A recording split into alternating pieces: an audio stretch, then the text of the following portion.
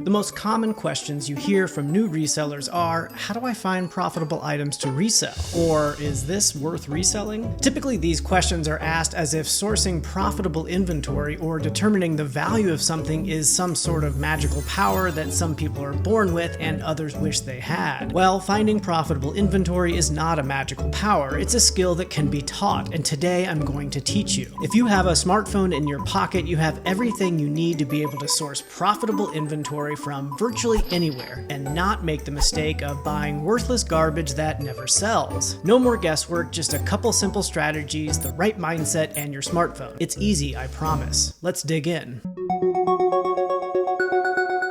First, it doesn't really matter where you are buying your inventory from, whether it's a thrift store or garage sale, flea market, online auction, estate sale, whatever. These strategies are applicable no matter where you happen to go to find new inventory. And before you jump down to the comments to tell me that thrift stores or garage sales are dead in your area, hold off until you watch the whole video. The truth is, reselling has become way more popular over the last few years. Competition is higher than ever and prices can be outrageous, but I urge you to treat this as an opportunity, not an obstacle sitting in the way between you and success. The opportunity here may be hard to spot, so let me make it clear. If you can grow your knowledge of what is profitable beyond the obvious, you will position yourself well for long-term success in the reselling business. Because if what you buy to resell is limited to the most obvious categories where competition is fierce, like video games or shoes, for example, then yes, reselling is going to be more difficult for you. And the places you go to source new inventory will feel very dead most times. But these places are in fact alive with profitable inventory. You just have to be willing to step out of your comfort zone and grow your knowledge of what is valuable beyond the obvious. That is how you begin to find profitable inventory almost anywhere.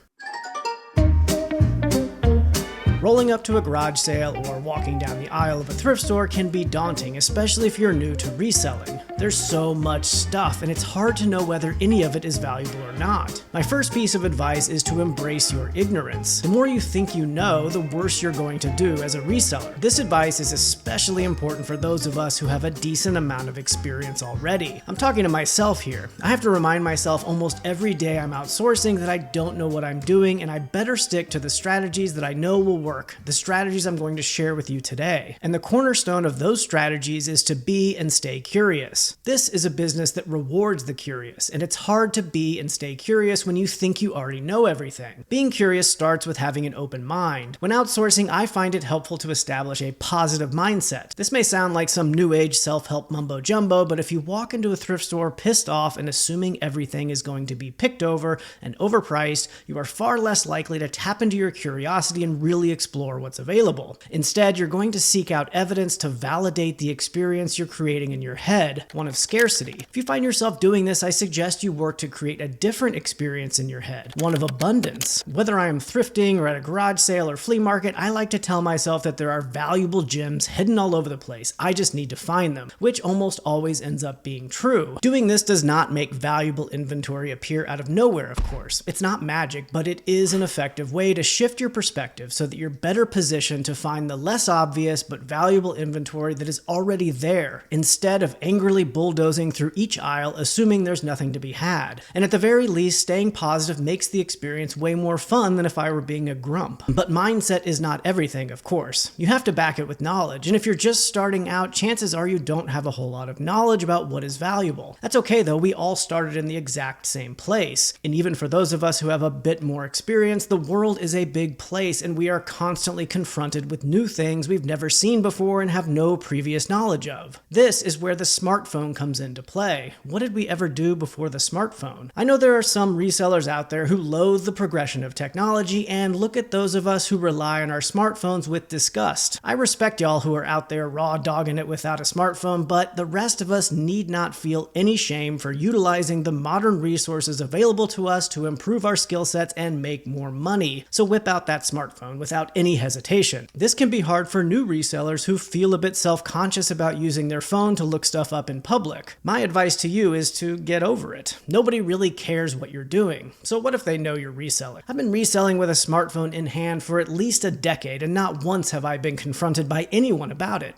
And if I was, it's none of their business what I'm doing with my phone. Chances are you won't be bothered by anyone either, but if you are, you don't owe anyone an explanation. Texting my grandma is a perfectly adequate response if you feel feel like you must say something. But looking stuff up on eBay on your phone isn't as straightforward as it might sound. The eBay app was built primarily for buyers, not sellers, and so they don't make it easy for sellers to understand the metrics necessary to identify valuable inventory or make good buying decisions for reselling. So let me walk you through how to do that. First, when researching some item you're considering buying to resell, you'll want to run a search in the eBay app using the most accurate terms you can think of. If what you're researching has a model number or UPC, this is the best way to get the most accurate results. For items without a model number or UPC, make sure you include all relevant keywords to produce a list of results that contain only the product you have in your hand. This can be harder than it sounds. If there are a bunch of different items in the list of search results that don't match what you have, your research will be far less accurate. You can also use filters, categories, and search modifiers to make your results more accurate. For example, including a minus symbol in front of your search term like this will exclude any listings with that specific search term. Make sure you specify the condition of the item you're researching, whether it is new or used. By default, eBay is going to show you a mix of both in its search results, and by filtering the results to match the condition of the item you are contemplating buying to resell, you're going to get way more accurate results, which is important for the next step. Once you've got an accurate list of the results that match what you were researching, including the condition, you want to take note of two values presented to you in the eBay app. First, the total number of search results, which can be found here. The default search for eBay shows only listings that are currently active, so this number represents the item's supply on eBay, or your competition if you decide to buy the item for resale. Next, you'll want to determine the average active list price. Again, eBay does not make this easy for you. You are likely not going to want to spend the time to add up all the prices and divide by the total number of results to get the actual average. So instead, I just want you to get a sense of the average list price. I like to think of it in values of 5 or 10 to make this easier. Is this selling for $10, $25, $30, and so on? It is not critical that you are very accurate here, so a rough approximation of the average list price is sufficient. And when you're looking at the prices, I want you to include the cost to ship. This is because a buyer has to pay a total amount, the list price plus the cost to ship, in order to buy the item and have it delivered to their door. This is known as the total market value. So when I say something sells on average for $50, I'm including the amount that the other sellers are charging for shipping. And what sellers charge for shipping is very inconsistent. You may see a seller charging $50 with free shipping and another charging $25 with $25 in shipping for the same item. Those both have an eBay market value of $50. This is why it's important to look at the total cost for the buyer, including shipping, when determining the average list price. So now you got those two values, the total number of active listings or its supply, and a rough idea of the average market value. Now this is where most new resellers stop the researching process. They find something that only costs them $5, and after searching for it on eBay, they see it sells for $50, get excited, and buy it. If you stop the researching process here, you're destined to fill your house with unsellable garbage you thought had value but really didn't. Instead, you need to now check the item's demand and get a rough idea of its average sale price. You do this by changing the filters on the eBay app so that it only shows the sold listings of the same item. Like you did with active listings, you'll want to take note of two values, the total number of sold listings and the average sale price. By knowing both the supply and the demand of the item, as well as both its average list price and average sale price, you now have a complete picture of the item's actual market value and its supply versus demand, otherwise known as its sell-through rate. The sell-through rate is what tells you how long you can expect it to take for a thing to sell. Let me give you a few examples to illustrate how this works. If you search for an item and it has 24 active listings with a rough market value of $50, that seems okay. But if you switch your filters to show sold listings and only see one sold and it went for $25, that changes the picture quite a bit. eBay search history goes back 90 days, and so this means over the last 90 days, one buyer has made a purchase from 24 different listings to choose from. So if that trend continues, only one buyer will come by over the next 3 months and have 24 other listings besides your own to choose from. Those aren't very good odds. It is likely to take a very long time, think months, maybe even years, for an item like that to sell. Here's another example. Let's say the item you're researching has 2 active listings with a rough market value of $50, but switching to sold shows 45 of them have sold for an average sale price of $50. That means a potential buyer comes by once every 2 days on average, and given that they only have 2 to choose from currently, if you price your item right, you can expect to have it sold within 2 to 4 days or so. So when you find yourself wondering, gosh, why have I not been selling anything recently? I want you to put the pitchfork down and poke around your store and check the active and sold listings for your items. My guess is you will find that what you're selling has relatively low demand and high supply. Again, you don't have to guess here. You just need to do the research research and set your expectations accordingly. It's really that simple. When you're outsourcing and you see something you don't recognize, look it up on your phone. Check both the active and sold comps to understand the sell-through rate to get an idea of how long it might take to sell, and make sure the sold prices aren't drastically less than the list prices. Knowing these metrics will give you everything you need to know to source high-quality, valuable inventory anywhere and not be left with garbage that never sells. Think of your time spent sourcing not just as a way to buy valuable inventory to resell, but as training. Every day you're out there hunting around, researching new items and categories, you are gradually improving your knowledge of what is valuable. Over time, you will find you need to rely on your phone less and less because you have this knowledge within. But don't get overly confident. Remember to embrace your ignorance and never lose that spirit of curiosity that separates you from those who are less successful with reselling. So if you're thinking, okay, this all sounds great, but what is a good sell-through rate? Or is there a certain market value, return on investment, or margin I should be looking for before deciding what I buy to resell? Those are difficult questions to answer objectively because it's so specific to the individual seller and everyone is different. Some people don't want to bother unless they can net at least, say, $30 on a sale. Others are fine banging out hundreds of $10 items every month. Some don't really care what the sell-through rate is as long as an item has value because they have a large area to store inventory. Others don't want their bedroom to be overflowing with things that won't sell for months. You see what I mean? There is no right answer here. You need to use the strategies I just laid out to develop your own answers to the question of whether something is worth it or not when sourcing for new inventory. Personally, I tend to not care too much about how long something will take to sell because I have a decent sized basement for storage. I regularly skip items that have a very poor sell-through rate, but if I think it'll sell in like 6 months, I'm okay with that. If the potential margins of some item are much lower than my average, I might be okay with that if it'll sell quickly. This is all more of an art than a science with no one set of rules that are universally applicable to everyone. Ignore anyone who tells you any different. So get out there and hunt. There is plenty of good inventory to be had if you keep an open mind, stay curious, and embrace your ignorance. If you see something that's unfamiliar, look it up. I guarantee you'll be surprised at what has value. Do you have your own rules for determining what to buy and what to skip?